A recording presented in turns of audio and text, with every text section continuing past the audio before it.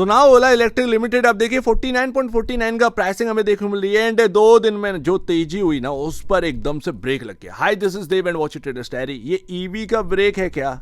ये यहाँ पर क्या इतना सॉलिड होने वाला है कि स्टॉक चलने वाला नहीं? वेल बहुत सारी बातें जो आपको समझनी पड़ेंगी। न्यू एज कंपनी के स्टॉक्स जो है वो रिकवर कर रहे हैं, जस्ट लाइक पेटीएम, आप देखेंगे जोमेटो, ये 52 वीक हाई या ऑल टाइम हाई को तोड़कर भी निकल रहे हैं कुछ स्टॉक्स।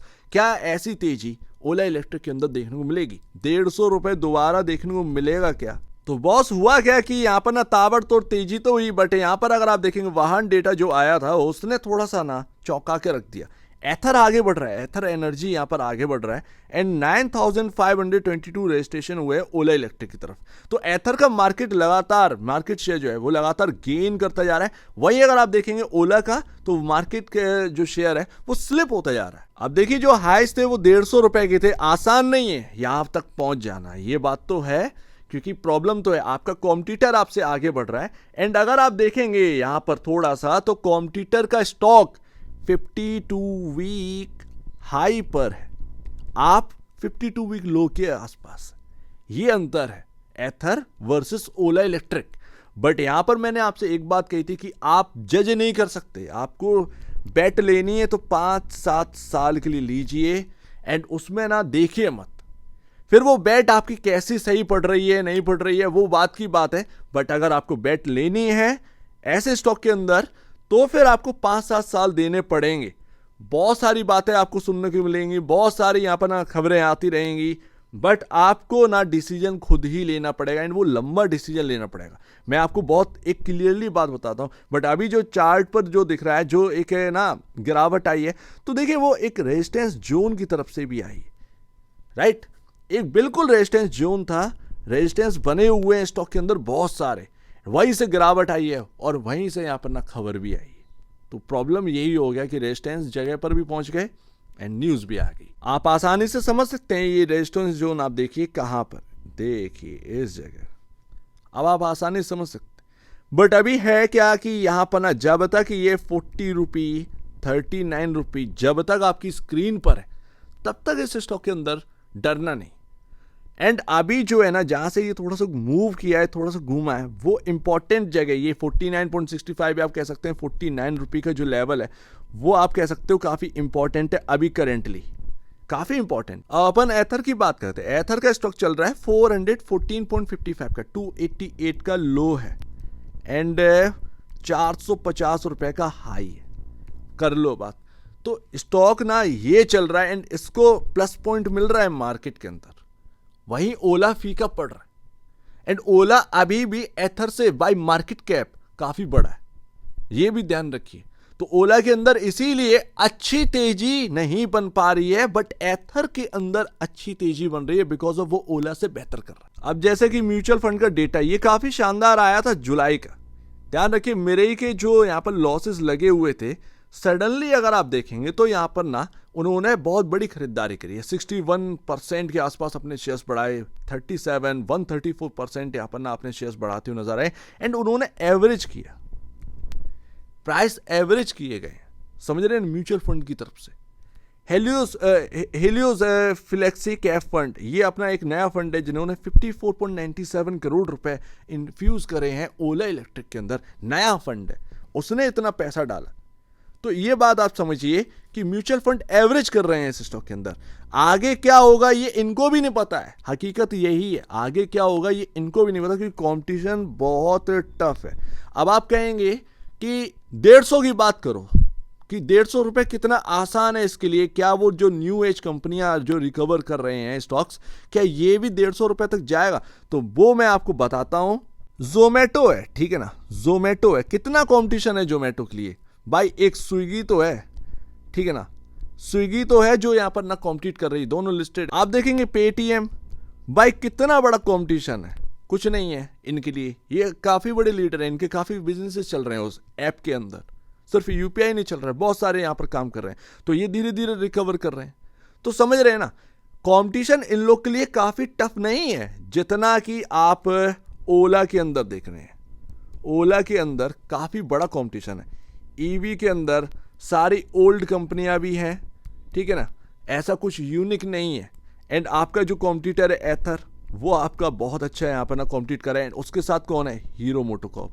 हीरो मोटोकॉर्प के नंबर भी अच्छे आ रहे हैं। तो आप समझिए कि आपके लिए जो कंपटीशन है, जो कंपटीशन की फील्ड है, वो काफ़ी टफ है। वहाँ पर मोनोपोली जैसा कोई हिसाब नहीं है। बट अगर आप देखेंगे फूड डिलीवरी बिजनेस में, तो जोमेटो की एक अच्छी खासी मोनोपोली देखने को मिल रही है। वो अपना अपना प्लस पॉइंट उठा रहे हैं। वो भाई साहब प्रॉफिटेबल भी कंपनी आप आ चुकी है, भले ही छोटा सा प्रॉफिट हो बट प्रॉफिट है। महंगी है जोमेटो, बहुत महंगा कंपनी है, बट वो एक ना उनको बेनिफिट है। उस फील्ड में कंपटीशन इतना बड़ा नहीं, ठीक है। बहुत सारे लोग गायब भी हो चुके हैं। ऊबर आपका ईट्स आया था, वो चला गया। तो आप समझ रहे ना, उसके सब कुछ साइड हो चुके हैं, उसका बिजनेस फैला हुआ है।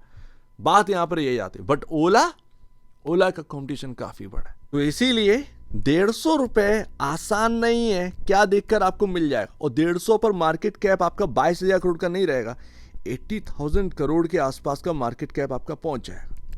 80,000 करोड़ का, तो ये काफी बड़ा मार्केट कैप होता है। एंड उस वक्त इसीलिए ये स्टॉक टूटा था, बिकॉज ऑफ हीरो मोटोकॉर्प और ओला बिल्कुल एकदम जो है ना साइड बाय साइड पहुंच गए। एक कंपनी जो लॉस मेकिंग है, एक कंपनी जो हाईली प्रॉफिटेबल है। वो भाई साहब इतना बड़ा कंपटीशन हो गया। जितना सेल्स ओला का था उतना तो प्रॉफिट हीरो मोटोकॉर्प का है। समझ रहे ना, इतना बड़ा यहाँ पर ना, यही दिक्कत ना वो मार्केट के अंदर हो गई एंड स्टॉक के अंदर हो गई, एंड वो स्टॉक फॉल किया इसी वजह से। तो इतना आसान नहीं है।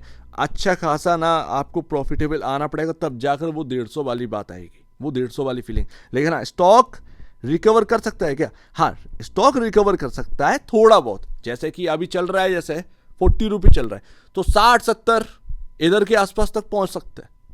बट वो 150 रुपये वो बहुत बड़ी बात हो जाती है।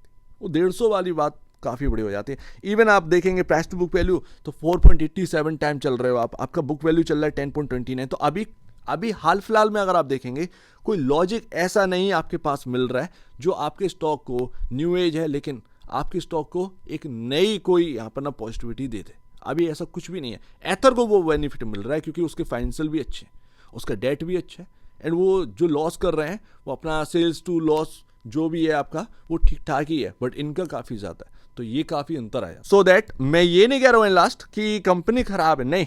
5-7 साल से पहले आप सोच ही नहीं सकते, क्योंकि नई एज कंपनियां हैं, ये क्या करके दिखा देंगी, ये देखना है। जगह सबकी है भाई, लेकिन यहाँ पर जो बाई कर रहे हैं ना, 22,000 करोड़ का मार्केट कैप पर जिसने भी बाई किया, अच्छा 49 पर या आपका 40 पर जो बाई कर रखा है, या इवन अगर आप जो है 35 बाई चांस मिल जाए 35 पर जो बाई कर रहे हैं, ये अच्छे गुड प्राइसेस हैं। एक अच्छा बेट, क्योंकि एक रिस्की बेट है, न्यू एज कंपनी है तो एक रिस्की कंपनी तो रहती है। तो ये रिस्की बेट लेने के लिए अच्छे प्राइसेस हैं ये। बट वो 150 रुपए पर जिसने रिस्क लिया, 120 पर लिया, 100 पर लिया, 90 पर लिया, 80 पर लिया, ये हाईली रिस्की वाले थे। वो बेचारे का क्या, तो क्या कुछ नहीं कर सकते उसमें। उसको समझना चाहिए था ट्रेडर ने एक ना इसके अंदर एक खेल रच दिया, बस, और कुछ नहीं है। ट्रेडर ले गया साइड, इन्वेस्टर फंस गया बेचारा।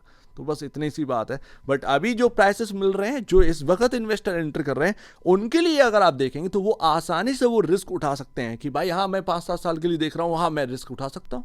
मैंने छोटे मार्केट कैप पर बाई किया, मैं कहता हूँ कंपनी का मार्केट कैप भी डबल हो जाएगा एक टाइम पर आकर, मुझे तो बेनिफिट ही बेनिफिट है। तो वो ये इस तरीके से यहाँ पर बात कर सकता है। बट वो 150, 120, 100 वाले वो नहीं कर पाएंगे। तो वो यहाँ पर बात आ जाती है। खैर, बात की बात है। अभी स्टॉक जो है वो मूविंग एवरेज के ऊपर है, एंड अभी बस आप यही देखिए कि 40 रुपये 39 रुपये, ये काफ़ी इंपॉर्टेंट है। बस ये काफ़ी इंपॉर्टेंट है। जब तक ये स्क्रीन पर है तब तक हाल नहीं बिगड़ना, लेकिन जब अगर आप देखेंगे स्क्रीन से अगर ये टूट गया तो ही दिक्कत होगी। लेकिन जब तक ये स्क्रीन पर है, स्टॉक कहीं ना कहीं थोड़ा सा रिकवर करने की कोशिश करेगा, क्योंकि एक न्यू एज थीम भी चल रही है। ये बात बस आ जाती है, ये एक न्यू एज थीम भी चल रही है, थोड़े से स्टॉक्स रिकवर कर रहे हैं, थोड़ा आपको बेनिफिट मिल सकता है, इससे ज़्यादा और कुछ नहीं है। तो आप बात समझे ना कि ओला इलेक्ट्रिक को देखना है किस नज़रिए से देखना है, क्यों वो इतना बड़ा पॉसिबिलिटी नहीं लग रहा है कि 150-200 का प्राइस आसानी से आपको मिल जाएगा, लेकिन आसानी से नहीं मिलेगा, टाइम लगेगा, बट इतना जल्दी नहीं।